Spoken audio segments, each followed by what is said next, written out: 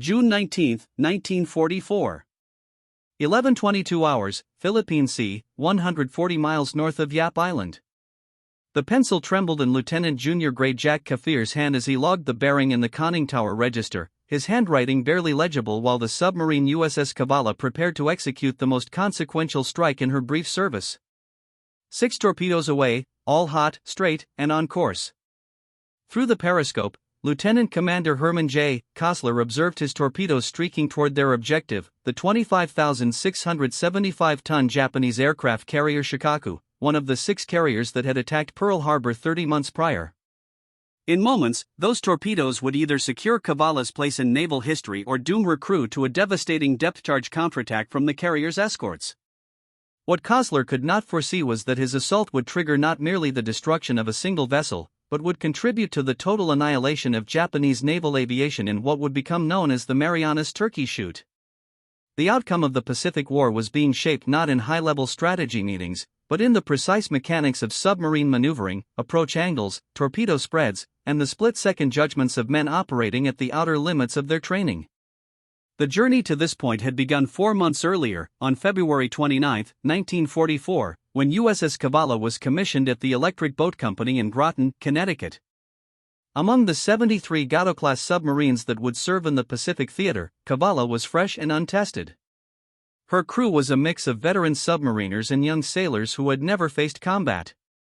Commander Herman Joseph Kostler, Naval Academy class of 1934, had already distinguished himself aboard USS Guardfish, where he helped sink over 51,000 tons of Japanese shipping. Now commanding his own boat, 311 feet of steel and resolve, armed with 24 torpedoes and the hope of turning the tide in the Pacific.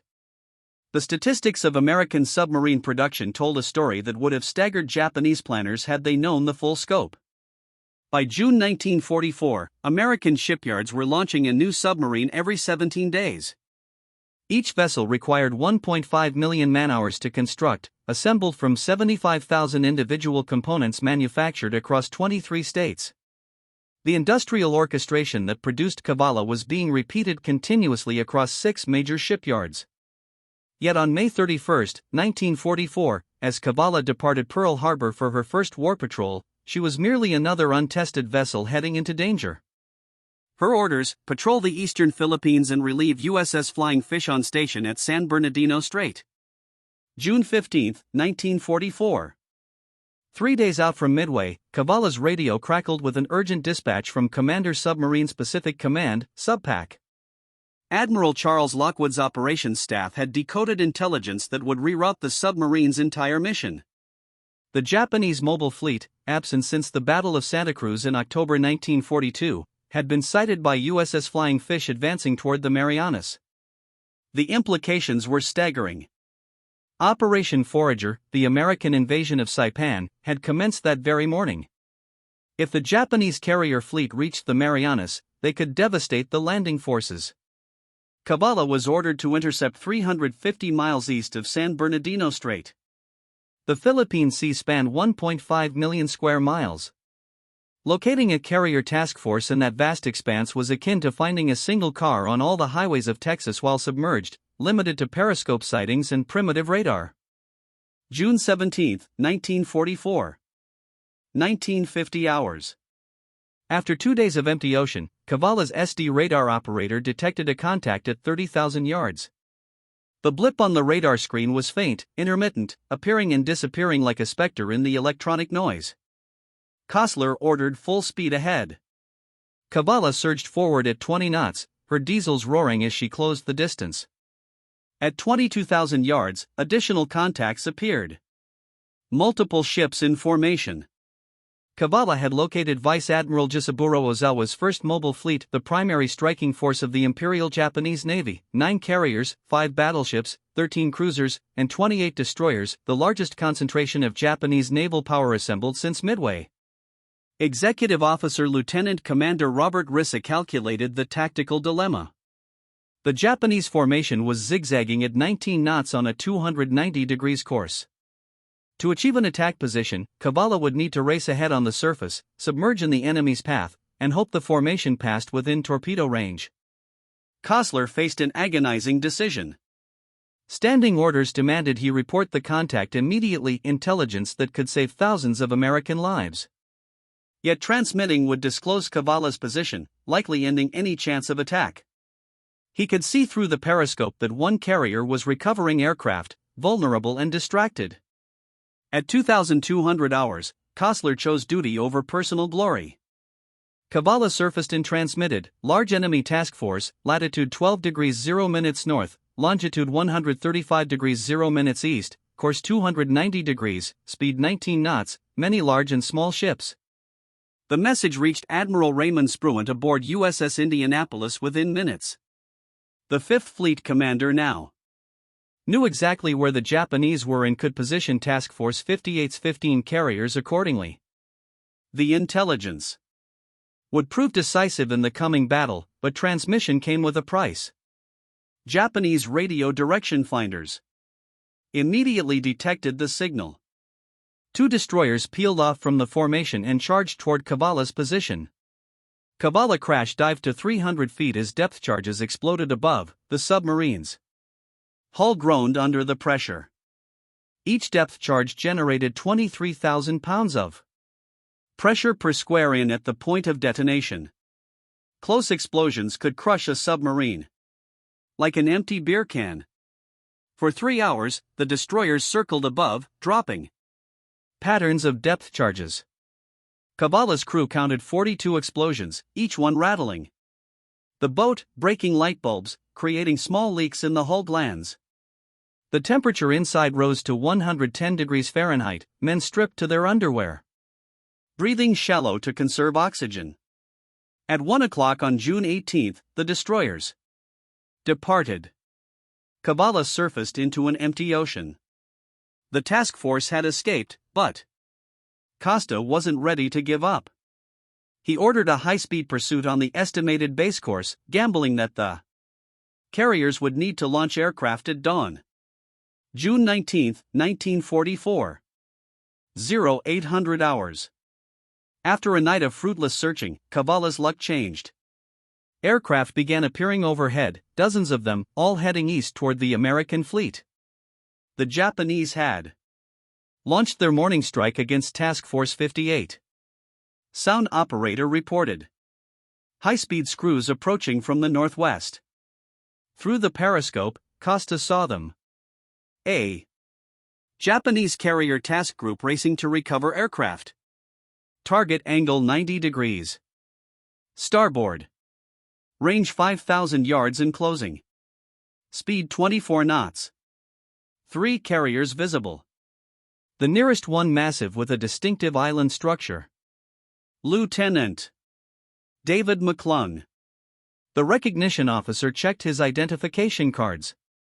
That's Shokaku Captain. Pearl Harbor veteran, 29,000 tons displacement. What followed was a masterclass in submarine approach tactics. Kostler ordered Cavalla to periscope depth, balancing the need to remain hidden with the requirement to maintain visual contact. Every 60 seconds, he raised the periscope for a 3-second observation, just enough to update the target's bearing and range. The approach party worked with mechanical precision. The Torpedo Data Computer, TDC, an analog computer that calculated firing solutions, clicked in word as operators input the target's course, speed, and range. The TDC was a marvel of engineering, solving trigonometric equations in real time, accounting for the submarine's motion, the target's motion, and the torpedo speed. The tension in the conning tower was palpable. Every man knew they were approaching one of Japan's most powerful warships, protected by destroyers whose sole purpose was to kill submarines. One mistake, one periscope spotted, one torpedo wake seen too soon, and Cavalla would join the 52 American submarines already lost in the Pacific War. 11 o'clock hours. Shokaku turned into the wind to recover aircraft, presenting her starboard side to Cavalla. The carrier was now broadside at 1,200 yards, point blank range for a torpedo attack. Through the periscope, Costa could see Japanese pilots climbing out of their aircraft on the flight deck. But as Cavalla prepared to fire, disaster nearly struck. A Japanese destroyer, later identified as Yurikaze, suddenly appeared on an attack course. Having spotted Cavalla's periscope or torpedo tube doors opening, Kosler had maybe 10 seconds to make a decision. Dive and lose the shot, or fire and risk getting rammed. He made his choice. Fire 1. At 8-second intervals, 6 Mark 114 torpedoes left Cavalla's forward tubes. 3 were standard Mark 14 with magnetic exploders. 3 were Mark 23 with contact exploders.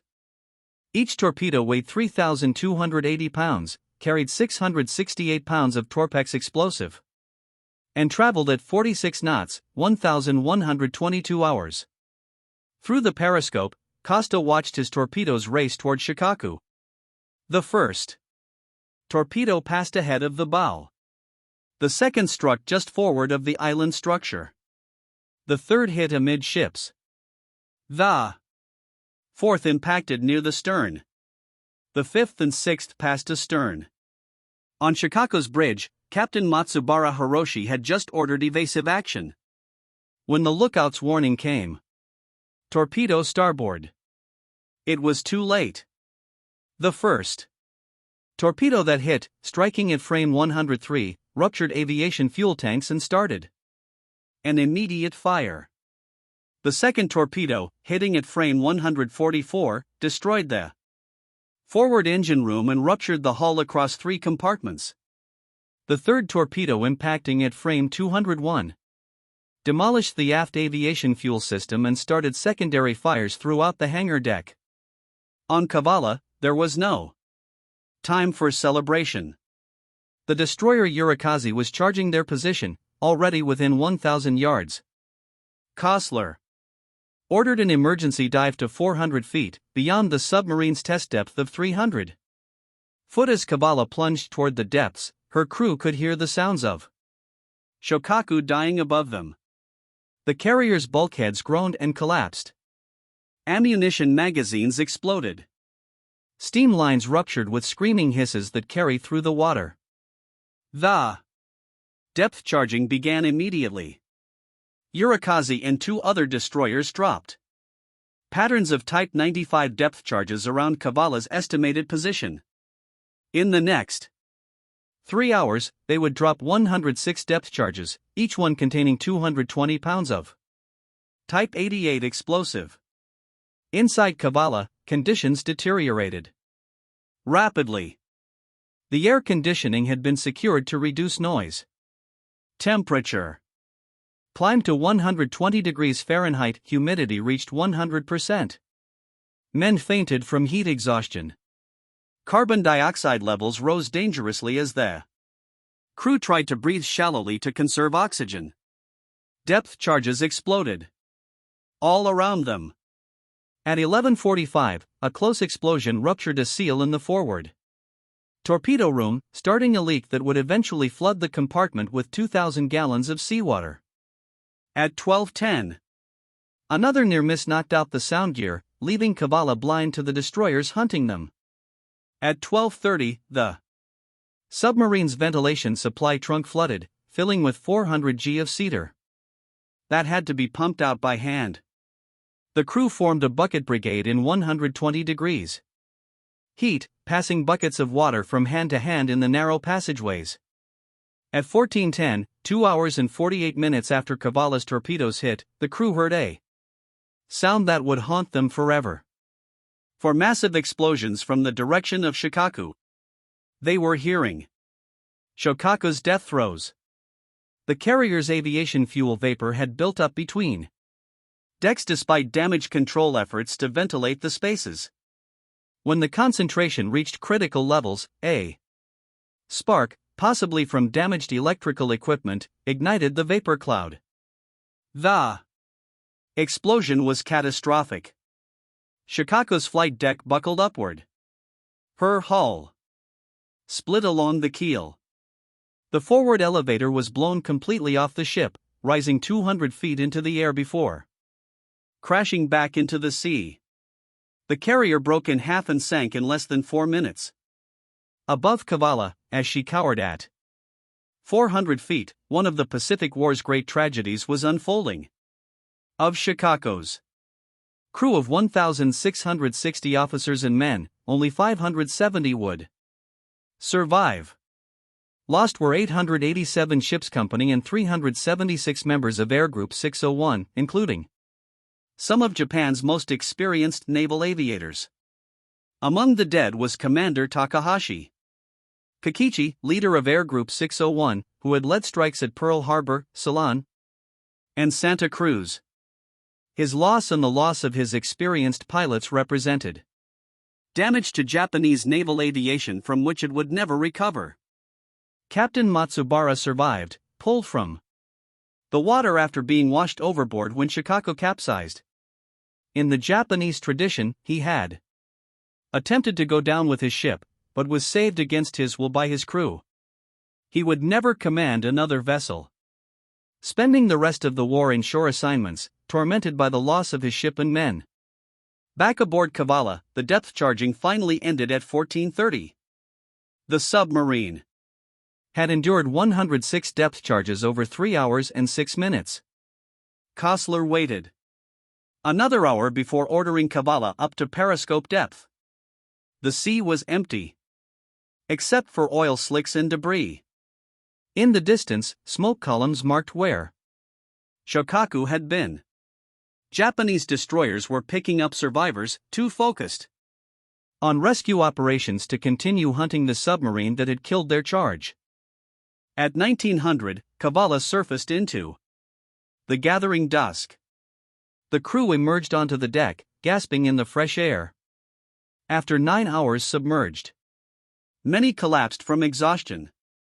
The submarine's hull showed the scars of her ordeal. Dents from near misses, paint stripped by blast pressure, and dozens of small leaks that would require emergency repairs.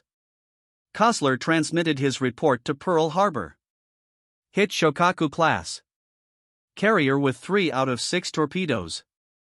Received 105 depth charges during 3-hour period. Heard 4 terrific explosions in direction of target 2.5 hours. After attack. Believe that baby sank. What Cavalla's crew didn't know was that they had contributed to one of the most decisive naval victories in history. While they were attacking Shokaku, USS Albacore had torpedoed the carrier Taiho, Ozawa's flagship.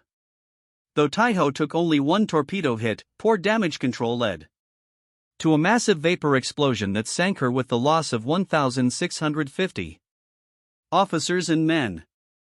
In the air, the Marianas Turkey shoot was reaching its climax. American F-6F Hellcat fighters, guided by radar and superior tactics, shot down 315 Japanese aircraft while losing only 23. The Japanese lost 445 carrier aircraft in total along with their irreplaceable pilots. Japan had begun the war with 3,500 highly trained naval aviators. By June 19, 1944, fewer than 500 remained. The aircraft could be replaced.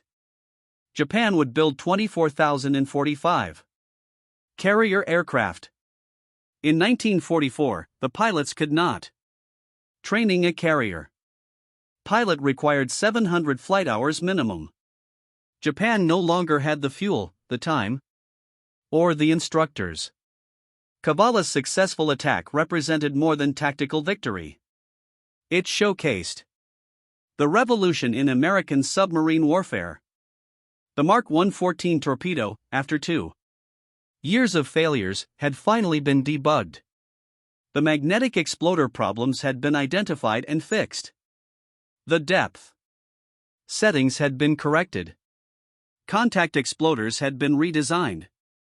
The torpedo data computer that calculated Cavalla's firing solution was a masterpiece of analog computing, performing real-time trigonometric calculations that would have required teams of mathematicians just years before. Each submarine carried 2 TDCs, For redundancy, representing $60,000 worth of precision engineering, the cost of 12 average American homes in 1944. American industrial capacity had produced torpedoes in staggering quantities. By June 1944, the Newport torpedo station was producing 300 Mark 14 torpedoes monthly. Each torpedo required 2,000 man-hours to manufacture, involving 1,500 individual parts, manufactured to tolerances of 0.001001 in the presence of Cavalla and other American submarines in exactly the right positions to intercept the Japanese fleet was no accident. American coders had been reading Japanese naval messages since 1942. The JN-25 code system, despite Japanese confidence in its security, had been systematically penetrated. Commander Joseph Rashford's team at Station Hypo in Pearl Harbor could decode and translate Japanese fleet messages within hours of transmission. They knew Ozawa's planned route, his fuel status, even the names of his ship captains. This intelligence distributed to submarine commanders as ultra messages positioned American submarines along Japanese transit routes with deadly precision. The Japanese never suspected their codes were compromised. Post-war interrogations revealed they attributed American submarine success to superior radar and lucky positioning. The truth that Americans were reading their most secret communications remained classified until the 1970s. By the time Cavalla sank Shokaku, American submarines had evolved into the most effective naval weapon in the Pacific. The statistics were staggering. 288 submarines would serve in the Pacific War. They would sink 1,314 Japanese vessels totaling 5.3 million tons, 55% of all Japanese losses. The human cost was severe. 52 American submarines were lost with 356 officers and men, a 22% casualty rate, the highest of any American service branch. But their impact was decisive. Japan, an island nation dependent on imports, was slowly strangled by submarine warfare. Vice Admiral Takagi Soichi post-war admitted, the American submarine campaign was the single most decisive factor in our defeat. We could replace ships. We could find new sources of oil. We could train more sailors. But we could not protect our merchant fleet from submarines. They destroyed our ability to wage war. July 1, 1944. After 11 more days of fruitless patrol, Cavalla received orders to proceed to Saipan. As the submarine approached the embattled island, the crew witnessed the massive scale of American operations. Kosler wrote in his patrol report, the sight was beyond description. Every type of ship in the Navy appeared to be present. Battleships bombarding the island. Carriers launching strikes. Transports unloading supplies. Smoke and explosions covered half the island. This was American power unleashed. Cavalla was escorted into port by USS Philip, a destroyer whose crew lined the rails to cheer the submarine that had sunk Shokaku. Word of Cavalla's success had spread throughout the fleet. As she tied up to submarine tender USS Holland, sailors from other boats came to see the submarine that had killed a Pearl Harbor attacker. August 3, 1944. Cavalla arrived at Majuro ATL for official debriefing. Vice Admiral Charles Lockwood, Commander Submarine Force Pacific, personally came aboard to congratulate the crew. The submarine would receive a Presidential Unit Citation for her first patrol, an honor reserved for extraordinary heroism in action. In Japan, the loss of Shokaku was initially hidden from the public. The Imperial Navy listed her as damaged and under repair until October 1944, when her loss was quietly acknowledged. The psychological impact on the Navy was profound. Shokaku had seemed invincible, surviving damage at Coral Sea and Santa crews that would have sunk lesser ships.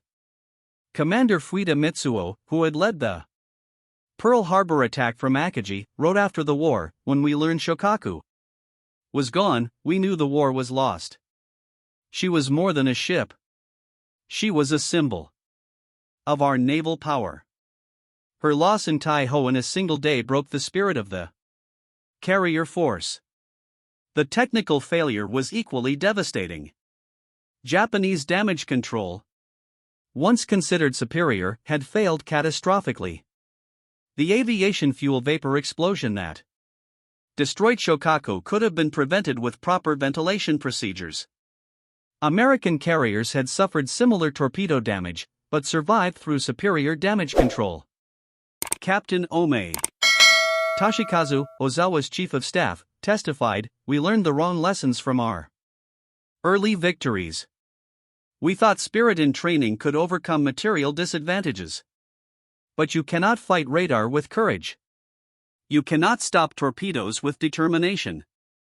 The Americans had built a war machine we could not match." The sinking of Shokaku demonstrated American technological advantages that went beyond submarines and torpedoes. The S.J. surface search radar on Cavalla could detect ships at 15 miles in darkness or fog. Japanese radar installed on only a few ships had a maximum range of 8 miles and frequently malfunctioned. American communications were equally superior.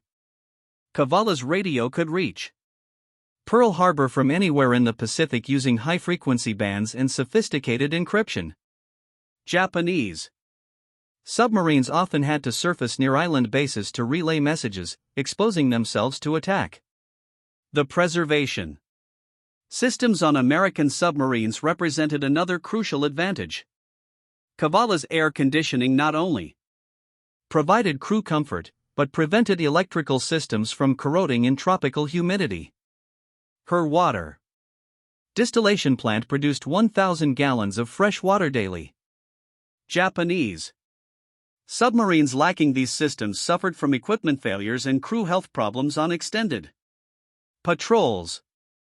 The men who served on Cavalla were representative of American submarine crews.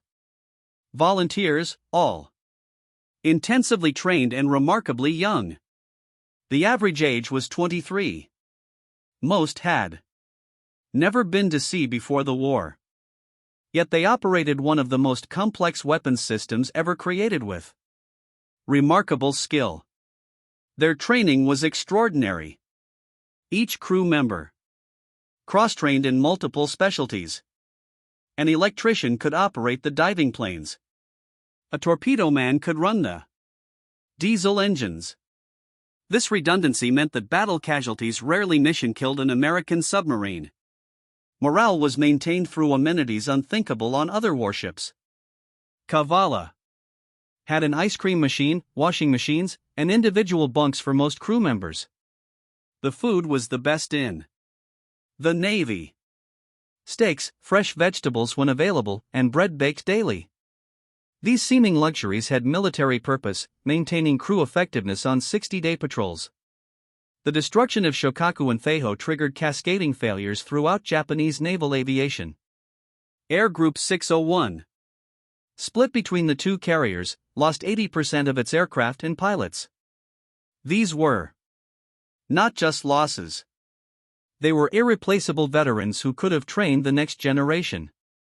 The Japanese pilot training program, already strained, collapsed completely after the Philippine Sea Battle. Before the war, Japanese naval aviators received 700 hours of flight training.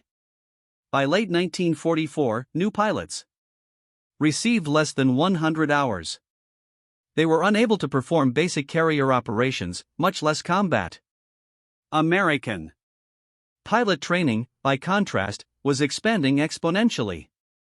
By June 1944, the United States was training 100,000 pilots annually.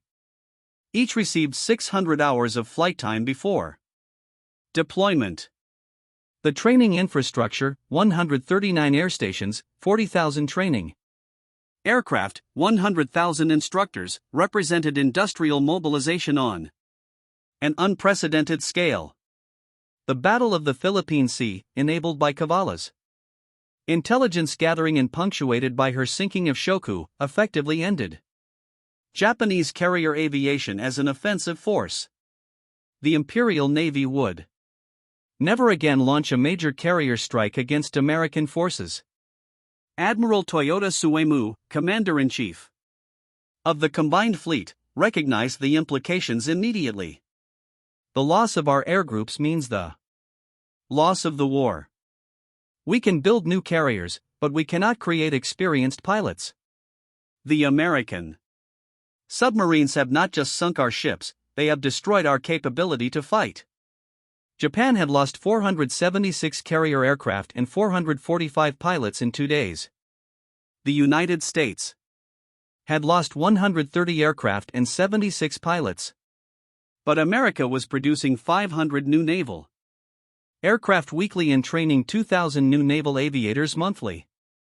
Japan was producing 100 aircraft weekly and training 200 pilots monthly, most of whom would never survive their first combat mission.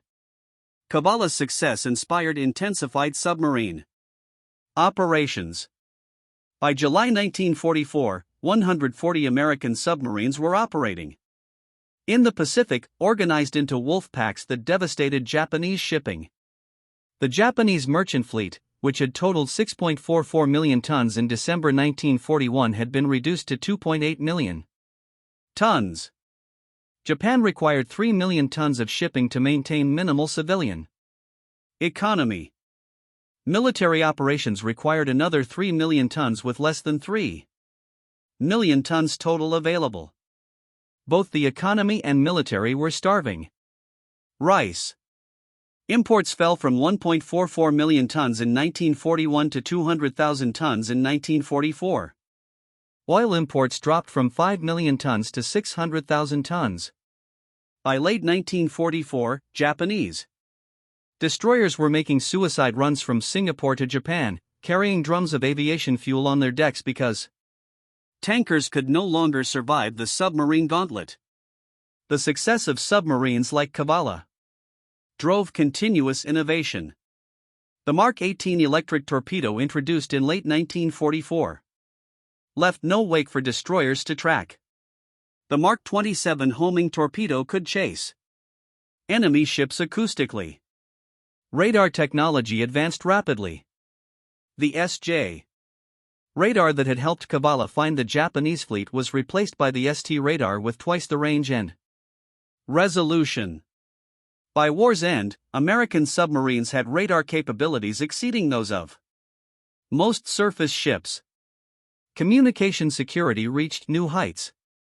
The ECM Mark II cipher machine on Cavalla encoded messages with 150 million possible combinations. Japanese codebreakers never decrypted a single American submarine operational message during the entire war. Cavalla would complete 5 more war patrols after sinking Shokaku.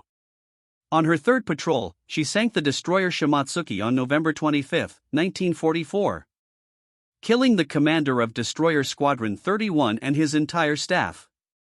On January 5, 1945, she destroyed 2 net tenders in a night surface attack. Each patrol demonstrated growing American dominance.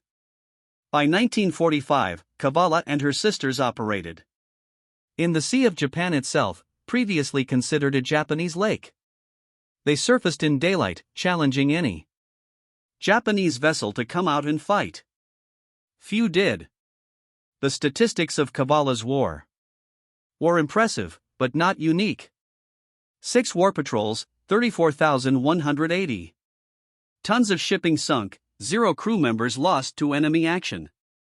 This record, multiplied across nearly 300 submarines, spelled doom for the Japanese Empire.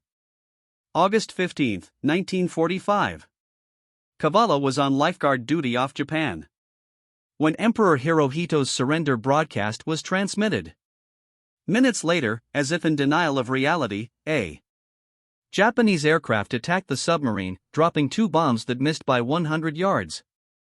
It was the last attack by Japanese forces on an American submarine. September 2, 1945. Cavalla entered Tokyo Bay for the surrender ceremony. From her deck, crew members could see USS Missouri, where General MacArthur was accepting Japan's capitulation.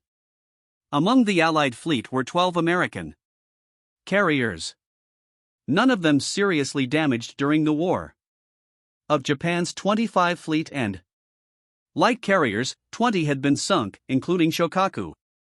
Commander Kosler, promoted to captain, stood on Cavalla's bridge watching the ceremony. He would later write, "We started this war with obsolete torpedoes and PCM training.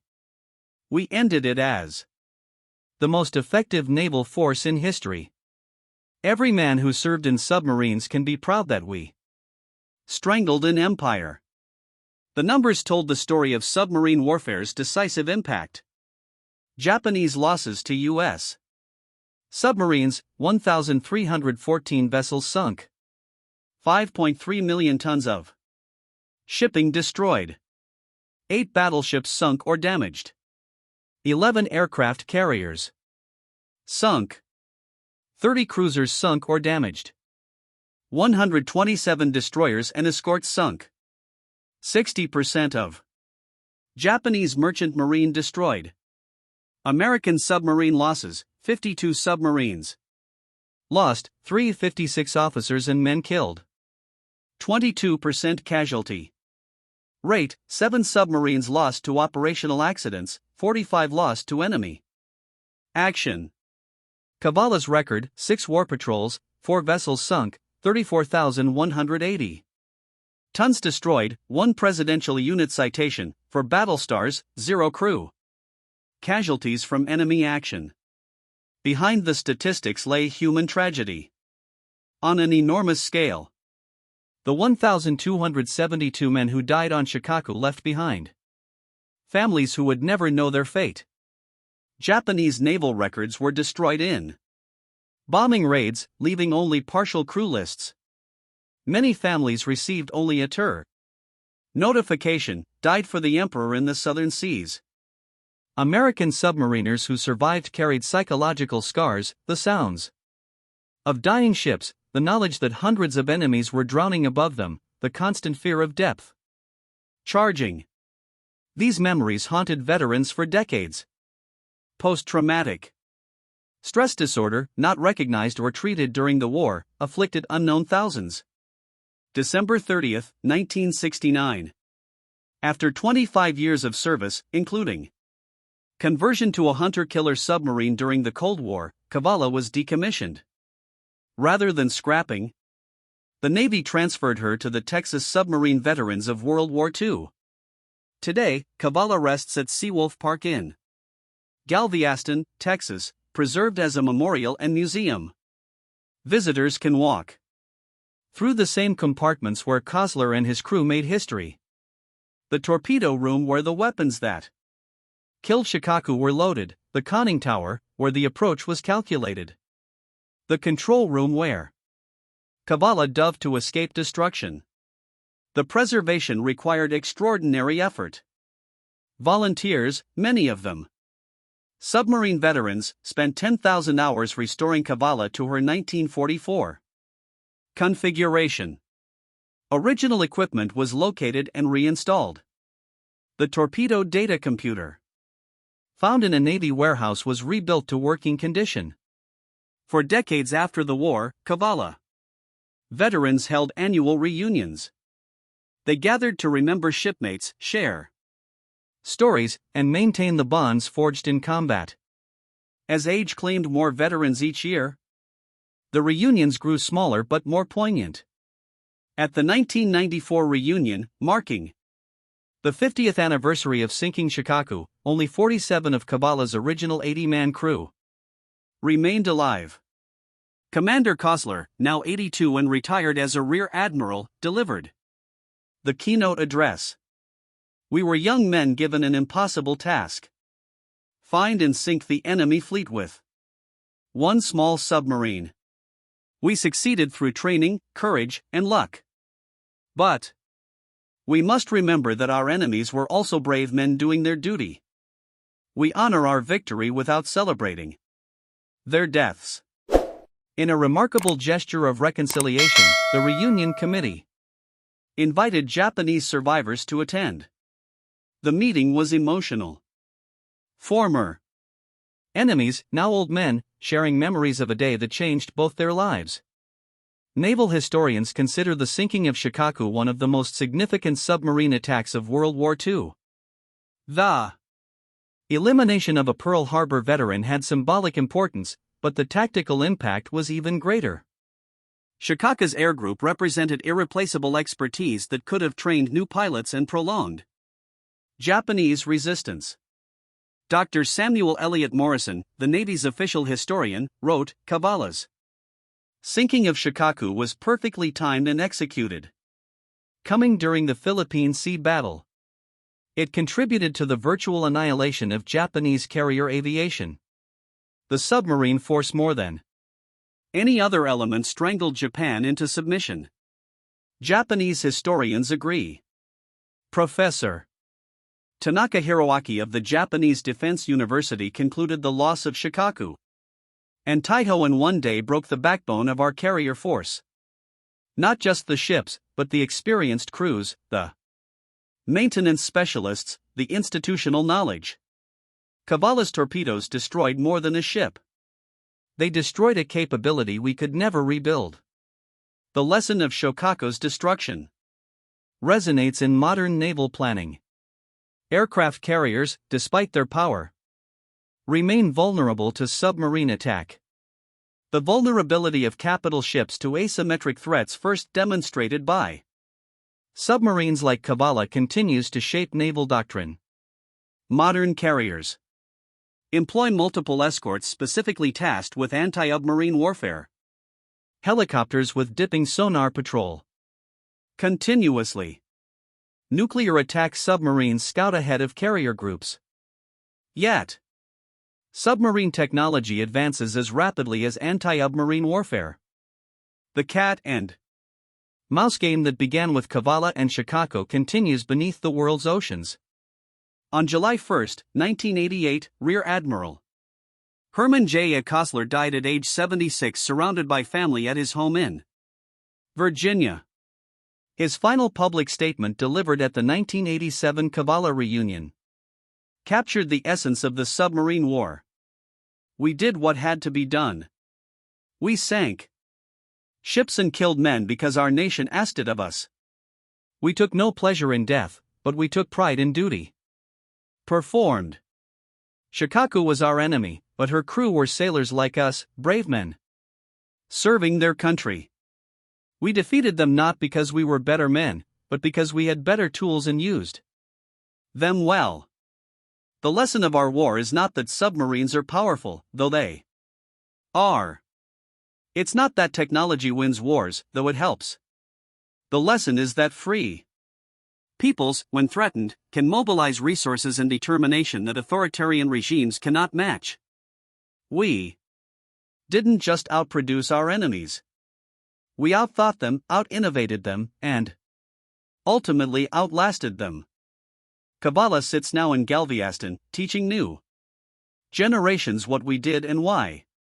When young people walk through her compartments, I hope they understand that ordinary Americans, farmers, factory workers, students came together to operate these complex machines and win an impossible war. That's the real victory. Not the sinking of one ship, but the proof that democracy, when tested, prevails. Today, in the USS Cavalla Museum in Galveston, a plaque lists the 52 American submarines lost in World War II, boats that remain on eternal patrol. Their crews, totaling 356 officers and men, made the ultimate sacrifice in the same waters where Cavalla triumphed. Visitors to Cavalla can view the battle flag that flew when she sank Shokaku. 6 small Japanese flags, each symbolizing a confirmed kill. Yet more poignant is the submarine's memorial chamber, where photographs of every American submarine lost during the war remind visitors that victory came at immense cost. The story of USS Cavalla and the sinking of Shokaku ultimately transcends national borders and wartime rivalries. It illustrates how technological innovation, industrial mobilization, and human bravery can merge to accomplish the extraordinary. A single submarine crewed by 80 young Americans destroyed one of the most formidable warships in the Japanese Navy and helped bring the Pacific War closer to its conclusion. As the last veterans of World War II fade into history, vessels like Cavalla serve as tangible links to their sacrifice and accomplishments, walking through her narrow corridors, handling the instruments of war, reading the names of those who served. These experiences connect us to a time when ordinary individuals achieved remarkable feats. USS Cavalla's successful strike on June 19, 1944 stands as a testament to American submarine warfare's pivotal role in the Pacific victory. The submarine that left Electric Boat Company's shipyard as just another fleet vessel became an emblem of how technology, training, and courage could overcome a determined adversary defending its homeland. The destruction of Shokaku was not merely a tactical triumph or strategic gain. It was the tangible expression of American industrial power, technological ingenuity, and the expertise of citizen sailors who mastered complex weaponry to defeat totalitarian aggression. Ultimately, that may be the most enduring lesson from that June day in 1944, when USS Cavalla's torpedoes hit their mark and altered the course of history forever.